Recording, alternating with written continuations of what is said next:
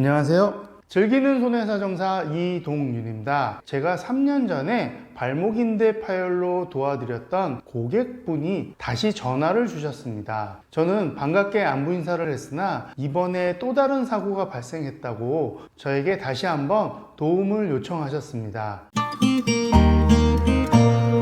저는 이분과 면담을 하면서 어떤 사고인지 어떻게 진행이 되고 있었는지 그 내용을 자세히 들을 수 있었습니다. 사고 내용을 들어보니까 피해자분은 아침에 출근을 하기 위해서 버스 정류장에서 대기를 하고 계셨다고 합니다. 이후 버스가 도착을 하여 탑승을 하면서 카드 단말기에 카드를 찍고 뒷자리로 이동을 하려는 순간 피해자 뒤에서 탑승한 가해자분께서 피해자를 지나쳐 뒷자리로 빠르게 움직이려고 하다가 피해자의 뒤꿈치를 밟게 되었고, 이 과정에서 피해자분께서는 넘어지시게 되었다고 합니다. 피해자분께서는 통증은 있었으나 출근을 하셔야 되기 때문에 가해자분과 연락처만 간단하게 교환 후 헤어지게 되었고, 다음날 허리와 무릎의 통증이 너무 심해 병원에서 진찰을 받은 결과 장기적인 치료가 필요하다는 안내를 받았다고 합니다. 이후 여러 병원에서 약 2달간 치료를 받았으나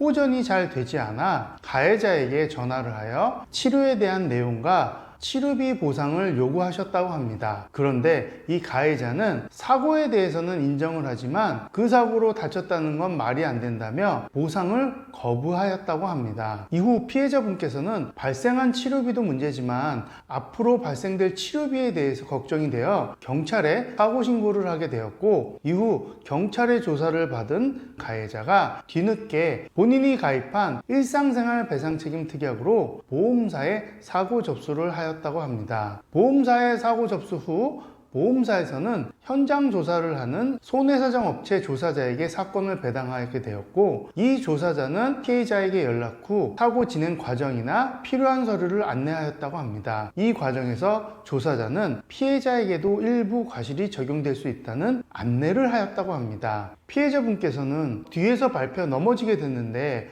무슨 과실이냐고 따지게 되었고, 과거 3년 전에 배상책임 사고로 진행을 하면서 겪었던 어려움이 기억나시고 다시 한번 저에게 도움을 요청하셨던 겁니다. 우선 저는 피해자분의 정확한 진단명과 현재 상태에 대한 자료를 요청하게 되었고, 그 결과 피해자분께서는 요추 5번과 천추 사이에 추간판 탈출증이라는 진단을 받으시고 계속적인 치료를 받으셨던 상태였습니다. 저는 MRI 영상과 신경 차단술을 받으셨던 내용 등의 의무 기록을 다 확보하게 되었고, 그리고 보험 조사자와 면담을 진행하였습니다. 피해자에게 들은 사고 내용과 조사자가 사고 조사한 내용은 일치했고, 저는 유사한 판례와 법률 자문 등을 이 조사자에게 주며 왜 과실을 적용해야 되는지 그 근거 자료를 달라고 요청하였습니다. 역시나 보험사 쪽에서는 그런 근거 자료를 제시할 수 없었고, 저희가 주장했듯이 피해자의 과실은 적용하지 않는 무과실 사고로 진행하게 되었습니다. 이후 사고일로부터 약 8개월이 지난 상태에서 피해자분께서는 허리 쪽에 근전도 검사를 받게 되셨고, 그 근전도 검사 결과와 함께 재활의학과 전문의를 통해서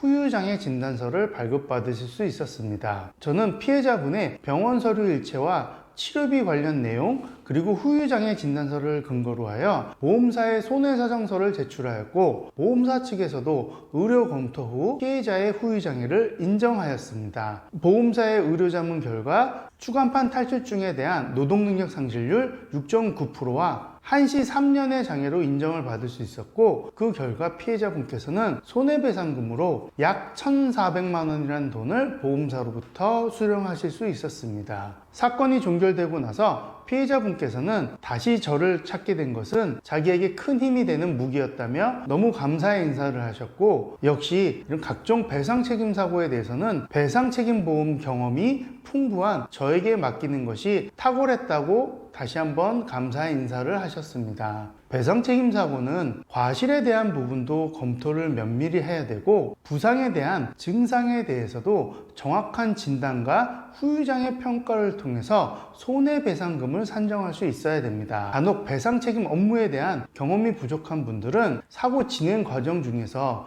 보험사와 마찰 혹은 사고 진행을 더 난항으로 만드는 경우가 있기 때문에 여러분들이 혹시 배상 책임 사고로 전문가의 도움이 필요하시다면 그분의 경험과 이력, 경력 등을 꼼꼼하게 확인하시고 사건을 의뢰하시기 바랍니다. 오늘은 추간판 탈출증 사고 보상 사례에 대해서 안내를 드렸고요. 앞으로 더 좋은 정보로 찾아뵙겠습니다. 구독과 좋아요는 제가 영상을 제작하는 데 큰 힘이 됩니다. 감사합니다.